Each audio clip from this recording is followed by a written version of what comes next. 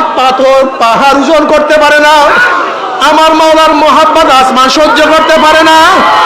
আমার মাওলার মহব্বত জমিন সহ্য করতে পারে না। আমার মাওলার মহব্বত পানি সহ্য করতে পারে না। আমার মাওলার ভালোবাসা কোনো ফেরেশতা সহ্য করতে পারে না। আমার মাওলার মহব্বত একমাত্র মানুষ সহ্য করতে পারে।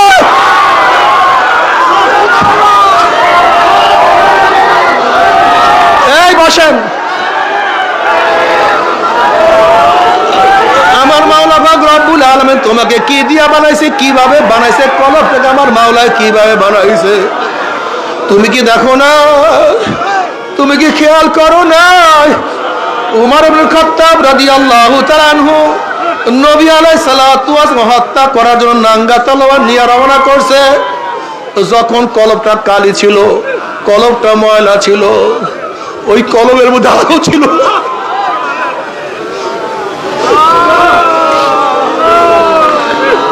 যখন কলবটা নর্দমার ময়লার মধ্যে ছিল, তখন ওই কলব আমার নবী কি ও চিনতে পারে নাই, আমার নবীর মর্যাদা বুঝতে পারে না।